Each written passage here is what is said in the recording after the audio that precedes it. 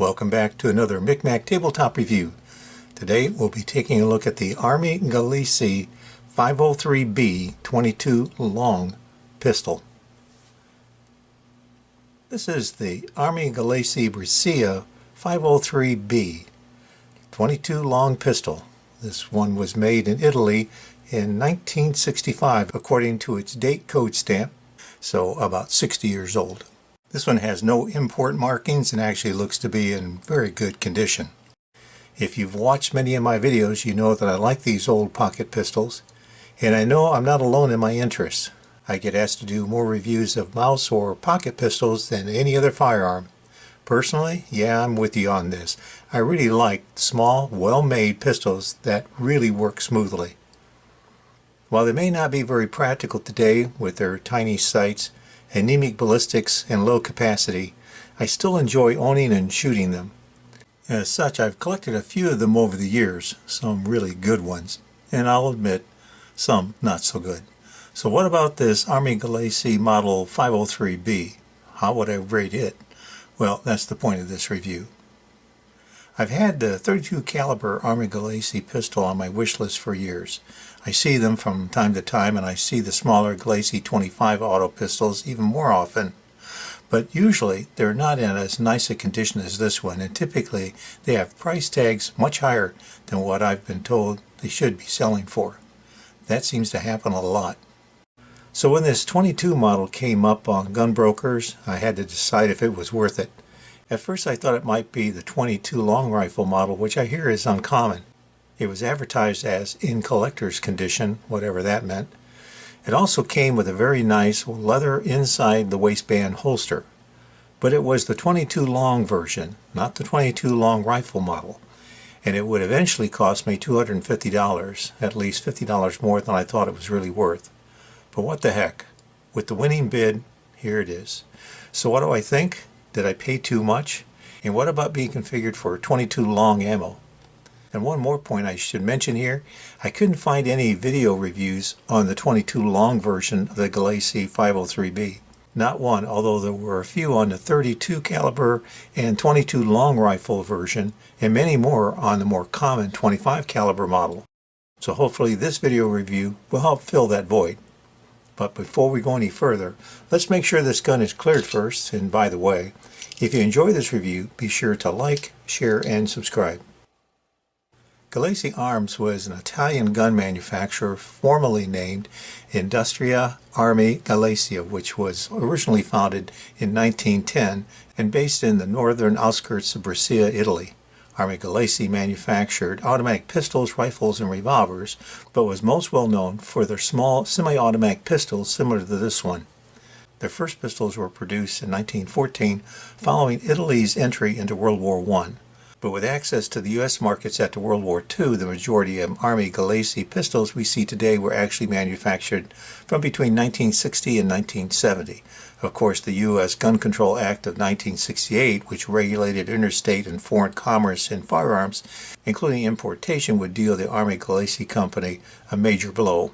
And since the U.S. was the company's largest importer, the Armi Galesi Company would go out of business, and so the last of the Armi Galesi pistols were produced in 1970. On the left side of the slide, we see this, which translates to Società Italiana Fratelli Galesi Brescia 22 caliber, or in English, Italian Society of Brothers Galesi Brescia. I have seen different engravings on some earlier models, such as the Armi Galesi Brescia Brevetto, which means patent. On the right side we have Made in Italy in English, pretty straightforward, which suggests this gun was made for export to the U.S. On the frame we have the proof marks, and here we see Roman numerals XXI or 21, which translates to 1965. Of course, the importing of these guns ended in 1968.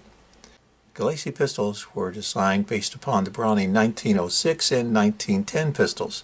The first was the Brevetto 5 or Model 5 or Patent 5, which was a 25 caliber blowback design.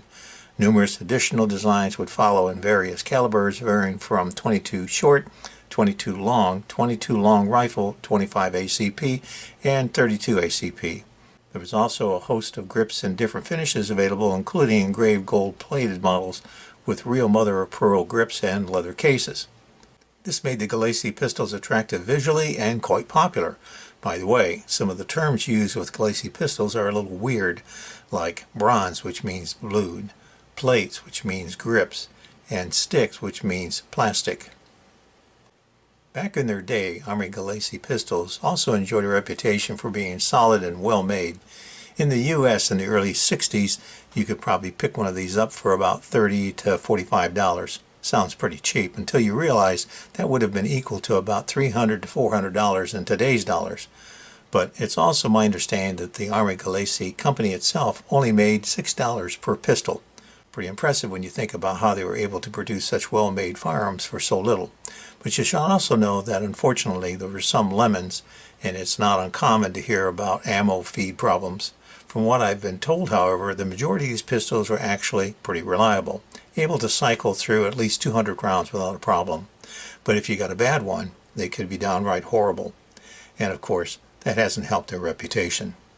The Galesi pistols look pretty good and give the first impressions of being a quality gun, but you should know that they really aren't considered much of a collectible at this time. However, there were a large number of the Galesi pistols imported into the United States back in the 1960s, especially the 25 caliber models, so there seem to be plenty of these around. I often see them at gun shows, and the good news is that this has kept their prices reasonable and parts available. As for packaging, Armi Galesi pistols typically came in a sturdy cardboard box along with an extra magazine and a set of instructions and even a cleaning brush.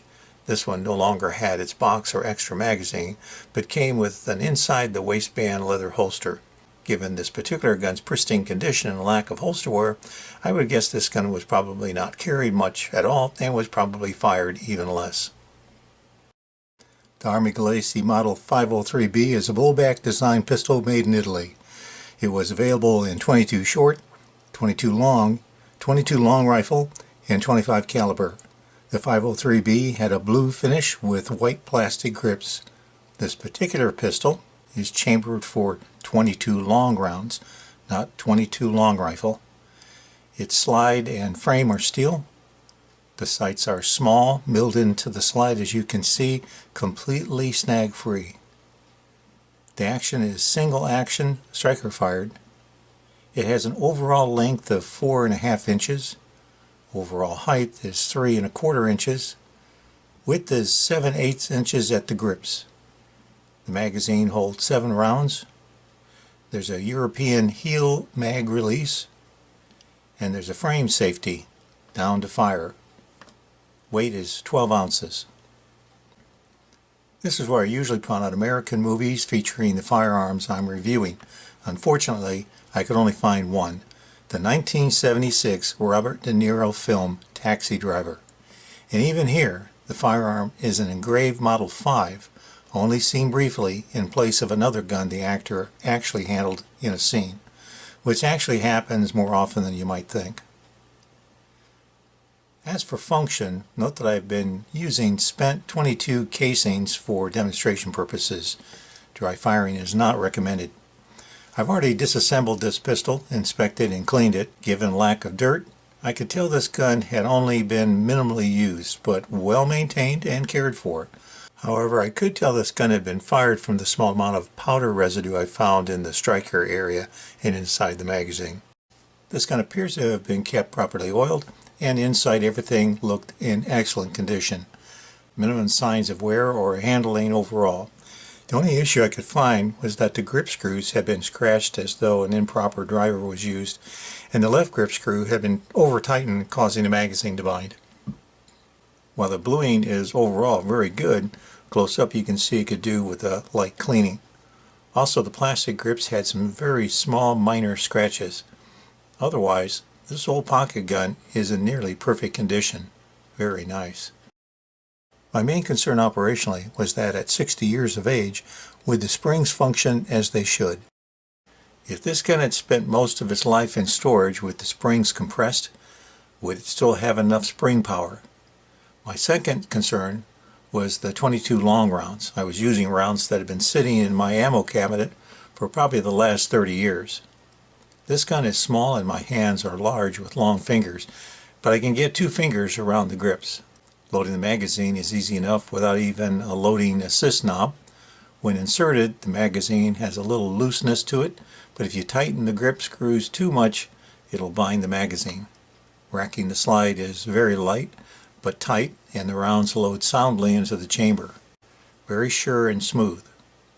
The thumb safety is easy to flip up, although the serrations seem a bit sharp. Aiming with these small sights is actually better than expected. I've loaded a spent shell into the chamber for demonstrations. The trigger pull length is about a 1/4 inch and very, very light, perhaps 2.5 pounds. I won't demonstrate reset because dry firing isn't recommended. There's little recoil and hardly any muzzle lift, so target reacquisition is easy. At the range with my target set out to 15 feet, let's see what we can do with this little gun.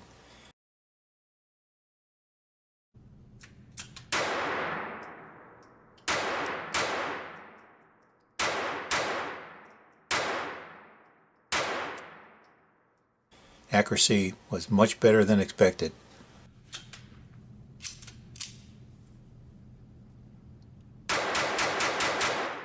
My first attempt at rapid fire. My rounds are not well centered. I'll need to practice a bit.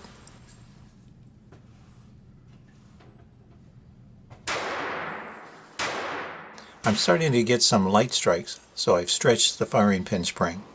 Let's see if that helps. Pretty good. I've moved the target out to 18 feet.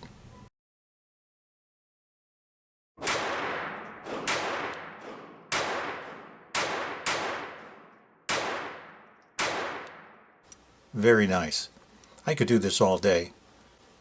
Once I used up the little bit of 22 long ammo I had for years, I moved on to using fresh CCI ammo I just bought. All in all, by the end of the day, I've shot more than 120 rounds without a single problem after stretching the striker spring. Can't argue with that performance. As for cons, let's acknowledge that while the Armi Galesi has a pretty good reputation overall, there's no guarantee that you won't end up with a lemon. These pistols were mass-produced during a time when quality control was more challenging to maintain.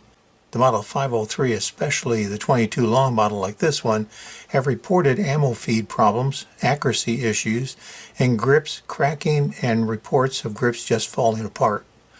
From what I've been told, if you were unfortunate to have got one of these with a feed problem, it's likely to be very difficult to improve. Sorry, but it could just pretty well be a lemon gun, or basically a conversational paperweight. In addition, the 22 long round is an antiquated round. Even though you can still buy 22 long rounds, the caliber is largely obsolete.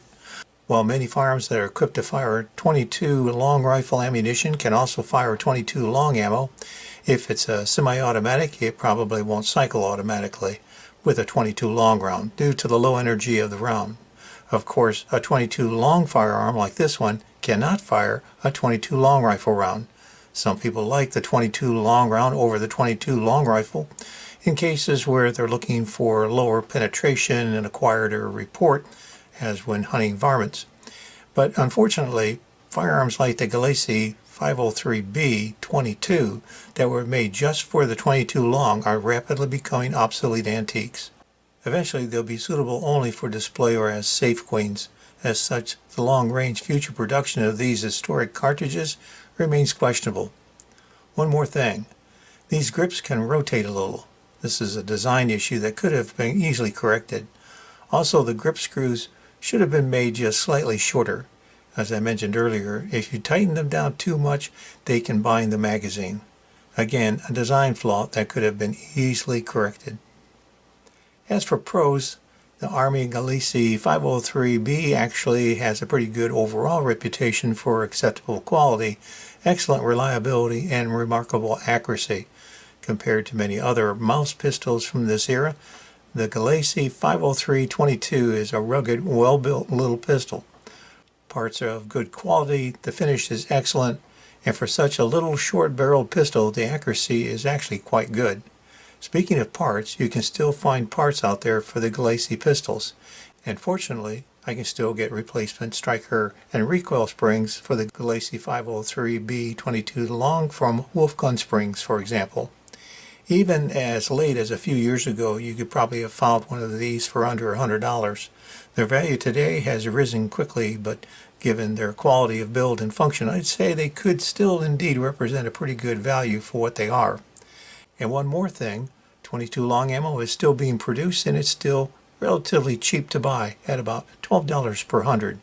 All of my local gun stores carry it, even high velocity rounds. Compared to 25 auto at a best price of about $28 for a box of 50, that's 12 cents versus 56 cents per round cost difference. I don't know about you, but in my judgment, the potentially better reliability and small ballistic improvement of the 25 auto over the rim-fired 22 long just doesn't justify that kind of extra cost. By the way, there are those that will argue that given the improvements in the production of good 22 rim-fire rounds today, the advantages of a 25 auto are in reality negligible. Personally, I don't expect to carry this little gun as a primary defense weapon, so it's basically a collection piece and a range toy. And as a range toy, I'll go for the 22 long over the 25 auto any day if cost matters. And for me, cost always matters. As for disassembly, remove the magazine and check that the gun is cleared first. Note the locking gap here on the side. Pull the slide back and in the same motion turn the safety lever counterclockwise when it reaches the locking gap. Once the safety lever has been turned completely to the right, push the slide the rest of the way back while pulling upward. Allow the slide to come forward, still pulling up until the slide is released. When released, remove the slide forward from the frame. Note the firing pin parts may try to pop out of the rear. Remove the recoil spring. Remove the firing pin spring, and follower from the slide. And that's it for basic cleaning purposes. To reassemble, return the firing pin, spring, and follower to the slide. Return the recoil spring to the barrel. Return the slide to the frame, pulling the slide from the front. And then push down, then pushing the slide bolt back out if needed so the slide can seat onto the frame. Then when the assembled slide is put back into place and brought back a little, push the slide bolt in from the rear and rotate the safety lever back into position. Return the magazine, insert a spent shell and test for function. If storing the gun, I would suggest using a spent shell to drop the striker and release spring tension. That's it. All in all, the Galesi pistols were well made, and even though you'll hear people say they were cheap to buy back in their day, that claim doesn't seem to really hold up. Yes, they did sell for between $35 and $45 during their day, but that would be the 1965 equivalent in purchasing power of about $343 and $438 today, compared to today's cost of a new high-end Seacamp pistol at about $550, a Beretta Bobcat at about $450, or a low-end Phoenix HP-22A at about $225. The Galesi pistol would have been comparable to the cost of the Beretta in today's market. So not cheap, but not high-end either. In today's market, Galesi pistols have been selling for as much as $400 to $850 depending on condition and model, with the 22 long rifle model being the most rare and valuable. And they have a good reputation for accuracy, fit, and finish, as well as for their quality of build. Yet today's average price of a used Galesi pistol in general is about $250. So when you consider that they haven't been made since 1970, it's expected that they will only become harder to find and maybe more expensive in the future. As such, these firearms could represent a pretty good collectible, and there's a good chance that you'll still be able to find one at an affordable price. If you see a good one at about $250, that could be a good buy. But check it out carefully because we know that there are lemons out there too. Now before we end today's video, I'd like to remind you, if you haven't already, be sure to like, share, and subscribe down below. And thanks for watching. In summary, what we have here is the Italian-made Armi Galesi Model 503B 22 long pistol. The design of the Galesi pistols was based upon the Browning 1906. This one was made in 1965 and probably sold for about $40 in the US. I got this one this year for $250. And it's an excellent example of the well-made Galesi little pocket pistols. There were many variations of the Galesi pistols produced in 22 short, 22 long rifle, 25 auto, and the larger 32 ACP model. This specific version, chambered for the antiquated 22 long, makes it a little unusual, but the 22 long round is still available and relatively inexpensive. This particular pistol is in very good condition, although it has a weakened striker firing pin which resulted in a few light strikes during tests. However, once the spring was stretched out a little, the gun performed flawlessly through more than 100 rounds. While a new striker spring is needed, overall, this Armi Galesi 503B demonstrated excellent performance and accuracy. Today, Galesi pistols are still relatively affordable, and while not really considered collectibles, they do indeed represent a pretty good option as an attractive, functional backup or range toy. Well, we're back to that original question, do I think my purchase of this Galesi 503B pistol was a good one? In a word, yes. True, I initially had some concerns about it being chambered for the 22 long, and I'd heard about possible functioning complaints, but I took the risk and I think it really paid off very well. And these pistols have been increasing in both popularity as well as value because of their attractive looks, exceptional quality, impressive accuracy, and easy maintenance. I can certainly attest to all of that. And since these pistols have not been made since the 1970s, chances are very good that they will only become harder to find and more expensive as time goes on. But I have to say, I also have had a lot of fun with this little pocket pistol. It's sturdy and a pleasure to operate with a good quality feel and smooth, flawless operation. I like that this particular little pistol is in such excellent condition, but even more, that as a 22 long pistol, it's a little unusual. And because the 22 long ammunition is affordable, I'm more likely to continue to take it to the range. Yep, I'd say this Galesi 503B is indeed one of my best purchases. Very, very nice little gun. Any weapon you carry is better than one you left at home. Thanks for watching. Hope you'll be back for my next tabletop review. Until next time, stay safe.